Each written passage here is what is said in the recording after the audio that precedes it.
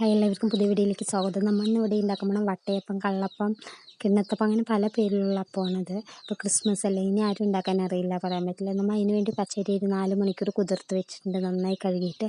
അത് കുതിർന്ന് കഴിഞ്ഞപ്പോൾ ഞാൻ അതിനെ അരിപ്പിയിൽ വെള്ളമൊക്കെ കളഞ്ഞ് ഒരു മിക്സിയുടെ ജാറിൽ ഇട്ട് കൊടുത്തിട്ടുണ്ടായിരിക്കും. അതിൻ്റെ ഒപ്പം തന്നെ ഒരു ടേബിൾ സ്പൂണോളം ഈസ്റ്റ്, ഒരു 4 ഏലക്ക, പിന്നെ കുറച്ച് തേങ്ങ, പിന്നെ 1 ഗ്ലാസ് തേങ്ങ വെള്ളമാണ് ഞാൻ ചേർത്തത്.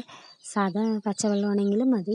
ഒരു കപ്പോളം ഞാൻ തേങ്ങ വെള്ളം ഉണ്ടായിരുന്നു. അപ്പോൾ ഞാൻ അത് ചേർത്ത് നന്നായി അരച്ചെടുക്കുന്നുണ്ട്. കുറച്ച് നന്നായി മൈ പോലെയൊന്നും അരയേണ്ട ആവശ്യമില്ല, കുറച്ച് തരി വേണം, എന്നാലേ കഴിക്കുമ്പോൾ നല്ല ടേസ്റ്റ് ഉണ്ടാവുള്ളൂ. അങ്ങനെ ഇത് അരച്ചെടുത്ത് ഞാൻ ഒരു ബേസിനിൽ ഒഴിച്ച് വെച്ചിട്ടുണ്ട്.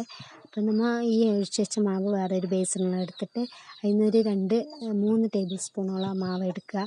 എന്നിട്ട് അതിൽ കുറച്ച് വെള്ളം, നമ്മൾ മിക്സിയിലെ മിക്സിൻ്റെ ജാറിൽ കുറച്ച് വെള്ളമാക്കിയിട്ട് നമ്മൾ നന്നായി കഴുകിയെടുത്തിട്ട് അതിലോട്ട് ഒഴിച്ച് കൊടുത്തിട്ടുണ്ട്. ഇതെന്തിനാന്ന് പലവരും ആലോചിക്കും. ഇത് നമ്മൾ കുറുക്കിയെടുക്കാൻ പോവുകയാണ്. കുറുക്കിയെടുത്തിട്ട് കിണ്ണത്തപ്പത്തിൽ ആ മാവിൽ ഒഴിക്കാൻ പോവുകയാണ്. അപ്പോൾ നന്നായി കുറുകണം, കട്ടി പിടിക്കാനോ അടി പിടിക്കാനോ ഒന്നും പാടില്ല. നമ്മൾ ഹൈ ഫ്ലെയിമിൽ തന്നെ ആദ്യം തന്നെ ചൂടാക്കി തിളച്ച് വരുമ്പോൾ ഫ്ലെയിം തിരികെ ഓഫാക്കണം.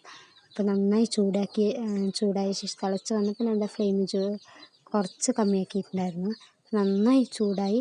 പിന്നെ കൂള് രൂപത്തിലാക്കണം, കട്ടിയായി നമ്മൾ കുട്ടികൾക്ക് കൂള് കൊടുക്കുന്ന രൂപത്തിൽ ഇത് അതേപോലെ ആവണം.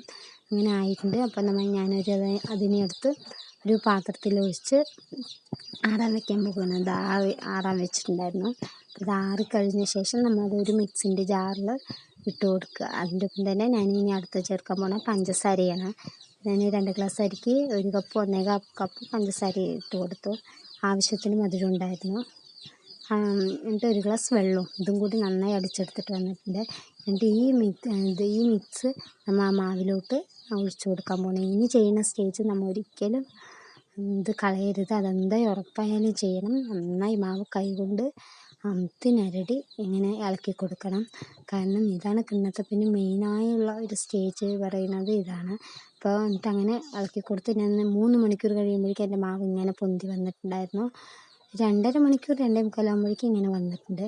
അപ്പോൾ ചിലവിടെ കാലാവസ്ഥ തണുപ്പാണെങ്കിൽ മെല്ലെ ആവുള്ളൂ. പിന്നെ ഈസ്റ്റിൻ്റെ അളവ് അതെല്ലാം കൂടി. പിന്നെ ഞാൻ ഒരു പാത്രത്തിൽ നേരത്തെ വെള്ളം ചൂടാക്കാൻ വെച്ചിട്ടുണ്ട്. എന്നിട്ട് കിണ്ണത്തിൽ നെയ്യ് തടവി അത് ഞാൻ മുകളിൽ വെച്ചിട്ടുണ്ടായിരുന്നു. അത് സ്കിപ്പ് ചെയ്തു. എനിക്ക് ആ വീഡിയോ എടുക്കാൻ ഓർമ്മയില്ല. കുട്ടി എണിച്ചപ്പോൾ ഞാനത് മറന്നു. അപ്പോൾ വേഗം എന്തൊക്കെ കിണ്ണത്തിൽ ഞാൻ ഒഴിച്ചു കൊടുത്തിട്ടുണ്ട്. അപ്പോൾ ഞാൻ ഒരു അരയായിട്ട് ഒഴിച്ചു കൊടുത്താൽ മതി. എന്നിട്ട് ഇതാ വേഗം അടച്ച് വെച്ചിട്ടുണ്ട്. ഇനി ഇത് നമ്മളൊരു 10 മിനിറ്റ് കഴിഞ്ഞ് തുറന്ന് നോക്കി ആ ഉള്ളിൽ ഇഡ്ഡലി പാത്രത്തിലെ മൂടിയിൽ വെള്ളമൊക്കെ തുടച്ച് കൊടുത്തതിന് ശേഷം നമ്മൾ തുറന്ന് അടച്ച് വെക്കണം. അങ്ങനെ അത് 20 മിനിറ്റ് ആയിട്ടുണ്ടായിരുന്നു. ഞാനത് സ്ക്വയർ കൊടുത്ത് നോക്കിയപ്പോൾ നന്നായി വെന്തിട്ടുണ്ട്. അത് ഇറക്കി വെച്ചു. എന്നിട്ട് നന്നായി ആറിയ ശേഷം നമ്മൾ വെടിയിപ്പിക്കാൻ പറ്റുള്ളൂ. വെറുതെ ഒന്ന് തട്ടിയാൽ മതിയായിരുന്നു. നല്ല സോഫ്റ്റായി കിട്ടിയിട്ടുണ്ട് കിണ്ണപ്പം. എല്ലാവരും ട്രൈ ചെയ്ത് നോക്കണം. നല്ല സോഫ്റ്റ് ഉണ്ട്, നല്ല കാണാൻ നല്ല ചന്തമുണ്ട്. അപ്പം ഞാൻ 2 ഗ്ലാസ് അരിക്ക് എടുത്തത്. ഇനി നന്നായി ചൂടാറിയ ശേഷം മുറിക്കാൻ പാടുള്ളൂ, അല്ലെങ്കിൽ കിട്ടില്ല. അതേപോലെ കിണ്ണത്തിൽ നിന്ന് എടുക്കുമ്പോൾ നന്നായി തണുത്ത ശേഷം മാത്രം നമ്മൾ എടുക്കാൻ ശ്രദ്ധിക്കുക. പിന്നെ നമ്മൾ ഉണ്ടാക്കി അപ്പം തന്നെ ചൂടോടെ കഴിക്കുക, ഒരു ടേസ്റ്റ് ഉണ്ടാവില്ല. ടേസ്റ്റ് ഉണ്ടാകും, കുഴപ്പമുണ്ടാവില്ല. പക്ഷേ നാളേക്ക് പിറ്റേ ദിവസത്തേക്കാണെങ്കിൽ അടിപൊളി ടേസ്റ്റ് ആയിരിക്കും. എല്ലാവരും എന്തായാലും ട്രൈ ചെയ്ത് നോക്കണം. ഈ വീഡിയോ ഇഷ്ടമായ ചാനൽ എല്ലാവരും സബ്സ്ക്രൈബ് ചെയ്യുക, എല്ലാവർക്കും ഷെയർ ചെയ്യുക, കമൻറ്റ് ചെയ്യുക. ഇന്നത്തെ വീഡിയോ ഇത്രയേ ഉള്ളൂ.